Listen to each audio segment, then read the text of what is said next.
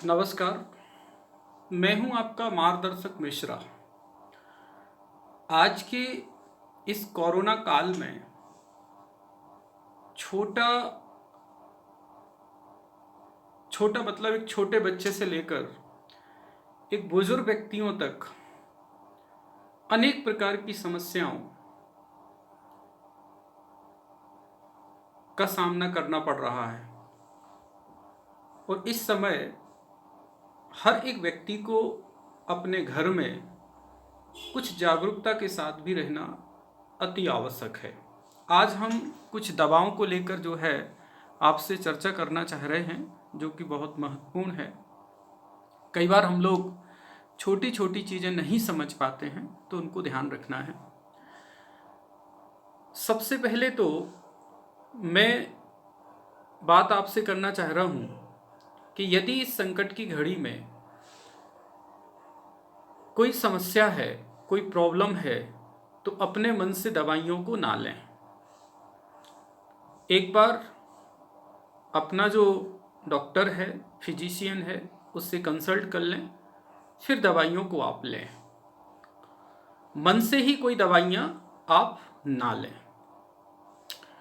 दवाइयाँ लेते समय भी कुछ महत्वपूर्ण सावधानियाँ जो आपको ध्यान रखना है वो ये है कि भाई दवाई की जैसे मैं बात करूं, ये मेरे सामने एक टैबलेट है जिसका नाम है आइबुजेसिक प्लस। इस टैबलेट का नाम है आइबुजेसिक प्लस, एक टैबलेट है। ये मुझे समझ में आ रहा है कि इस टैबलेट में सबसे ऊपर इसका कंटेन होता है, जैसे कि इसका कंटेन है आइब्रूफेन एंड पैरासिटामॉल, तो वो सबसे ऊपर उसका कंटेन लिखा होता है। इसके बाद उसका नाम होता है आइबुजेसिक प्लस। तो ये जो आइबुजेसिक प्लस है, आप समझ लीजिए कि जैसे आपका नाम है और फिर सरनेम जो आपका है, तो वो ऊपर का कंटेन है। ये जो है आइबुजेसिक उसका नाम है और उसके कंटेन क्या है वो है। उसके नीचे जो है ये भी लिखा रहता है कि ये कितने अमाउंट में जो है इसके अंदर है। आइबुजेसिक प्लस जैसे हम बात करें कि 400 mg है और पैरासिटामॉल इसमें 325 mg है। तो एक तो ये ध्यान देने वाली अति आवश्यक है कि कौन सा कंटेंट डॉक्टर ने लिखा है और कौन सा कंटेंट जो है मेडिकल से हम ले रहे हैं। कई बार जल्दी में जो है ये दिक्कत बन जाती है, तो इस पर आप भी थोड़े से जागरूक हों। दूसरी चीज़ें छोटी छोटी सी और ध्यान आपको देना है। दवाई लेते समय सबसे पहले आप जो उसकी डेट देखिएगा कि ये कब बनी हुई है, और इसकी एक्सपायरी डेट भी वहीं जस्ट नीचे लिखी रहती है, तो आप उसकी एक्सपायरी डेट देखिए। कई बार मैंने लोग बागों को सुना है कि मैं नहीं जानता हूँ, आप ही देख के बताइए। बड़ा क्लियर लिखा हुआ है कि ये सितंबर 19 में बनी हुई है, अगस्त 22 में ये एक्सपायर हो जाएगी। ठीक है।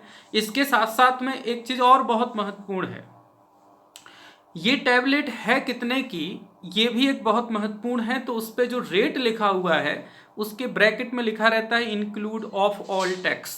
सब टैक्स मिलाकर ये टैबलेट के ऊपर रेट लिख दिया गया है। आपको अब अलग से कोई पैसे देने की आवश्यकता नहीं है, जो इस पे लिखा है वही पैसा देना है। और उसके साथ साथ आप उस पर कम भी जो है परसेंटेज कम करके भी दे सकते हैं, यदि मेडिकल वाला आपको देता है तो। तीसरी चीज इसमें एक और महत्वपूर्ण होती है, कंपनी भी लिखी होती है। सिप्ला कंपनी की है ये, तो कंपनी की पूरी जानकारी लिखी होती है इसमें। जैसे लिखा हुआ है ये सिप्ला कंपनी की है। ठीक है। अब अलग अलग दवाइयाँ जो हैं वो अलग अलग उपयोग को ली जाती हैं।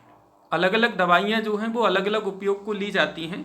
कई बार मैं देखता हूँ कि वो कहते हैं कि अपने मन से ही दवाइयों को लिख देते, यार उसने उसको दी थी, उसने उसको दी थी तो हम दे दें।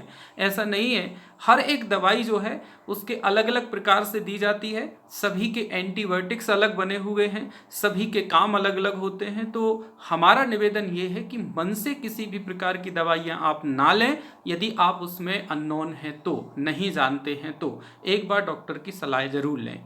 कई बार हम लोग पर्चे में भूल जाते हैं कि भाई कौन सी दवाई है, तो डॉक्टर वहाँ क्लियर लिखता है। आजकल तो हर एक डॉक्टर जो है प्रिंट करके देने लगा है।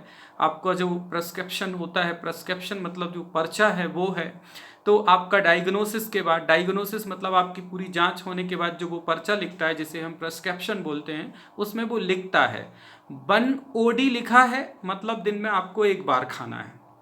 लेकिन कब खाना है उसके ब्रैकेट में वो लिखता है, सुबह खाना है, दोपहर खाना है, शाम को खाना है, खाली पेट खाना है कि खाना के बाद खाना है। उसके ब्रैकेट में एक चीज़ और फिर लिखी रहती है कि आपको कितने दिन लेना है, तो क्रॉस का निशान लगा रहता है, और 3 डे 5 डेज कितने दिन लेना है तो वो लेता है। इसके बाद यदि 1 BD लिखा हुआ है, 1 BD का मतलब होता है कि आपको वो दवाई दिन में 2 बार लेना है। ठीक है, खाना के पहले लेना है, खाना के बाद लेना है, ये जरूर विशेष ध्यान दें। और तीसरा लिखा रहता है 1 TDS, तो 1 TDS का मतलब होता है वो दवाई आपको दिन में 3 बार खाना है। इस पर भी हमें ध्यान देना चाहिए कि वो खाना के पहले लेना है, बाद में लेना है, कब लेना है। और दवाइयाँ लेने के बाद अपनी एक बार डॉक्टर से ज़रूर दिखाएं, डॉक्टर से ज़रूर चर्चा करें कि जिस मेडिकल से आप दवाइयाँ लेके आए हैं एक बार अपने डॉक्टर से उसका कंसल्ट ज़रूर कर लें, ये बहुत अच्छी बात होती है। हालांकि कोई मेडिकल वाला गलत नहीं देता है, लेकिन जो डॉक्टर ने लिखा है एक बार अपने डॉक्टर से उस पर सलाह ज़रूर कर लें, उसको एक बार ज़रूर दिखा दें। दूसरी चीज़ एक और मैं यहाँ पर अपनी बात रखना चाह रहा था, दवाई जो होती है हमारे बॉडी में एक बायोलॉजिकल क्लॉक चलती है, उस बायोलॉजिकल क्लॉक के अकॉर्डिंग हमारे एक रिदम होते हैं, उस रिदम के अकॉर्डिंग लिखना चाहिए। जैसे कि सुबह यदि आप कोई दवाई दिन में 3 बार खाना है तो एक समय व्यवस्थित करके ही, एक डिस्टेंस दे के ही खाइएगा। ऐसा नहीं है कि यदि एक दिन दवाई नहीं खा पाए हों तो दूसरे दिन डबल खा लें, ये बिल्कुल कतई मत करें, नंबर 1। दूसरी चीज़ एक और बहुत महत्वपूर्ण है कि जैसे सुबह आप गोली 8 बजे खाते हैं तो दूसरे दिन सुबह भी 8 बजे या 8:15 बजे या 5 मिनट इधर उधर ही खाइए।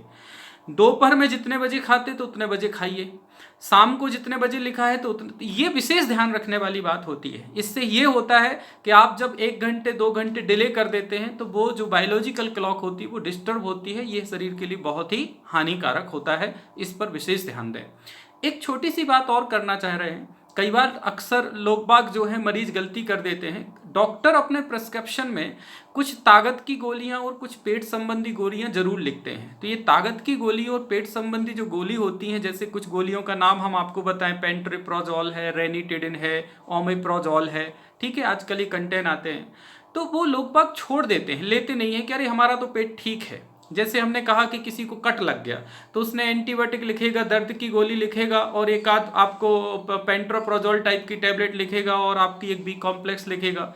तो बी कॉम्प्लेक्स और पेंट्रोप्रोजोल जो टैबलेट लिखी जाती हैं वो इसलिए लिखी जाती हैं कि शरीर के अंदर जाने के बाद जो आप एंटीबायोटिक ले रहे हैं, इन एंटीबायोटिक का किसी भी प्रकार से कोई नुकसान शरीर के अंदर ना हो, क्योंकि आप जानते हो कि एलोपैथी का सीधा इफेक्ट हमारी किडनी के, लिवर के ऊपर पड़ता है, तो वो सुरक्षित हो जाते हैं, इसलिए ये दवाइयाँ वो डॉक्टर लिखता है, इसलिए उनको ज़रूर खाएं और उनको ज़रूर लें। यदि कोई आपकी और मन में कोई प्रश्न उठता है तो ज़रूर आप अपने जो है कमेंट्स बॉक्स में लिख सकते हैं, और ये सूचना जो मैंने दी हुई है इसको ज़्यादा से ज़्यादा शेयर भी करें तो लोग बाग इसमें जागरूक हों। जय हिंद, जय भारत, नमस्कार।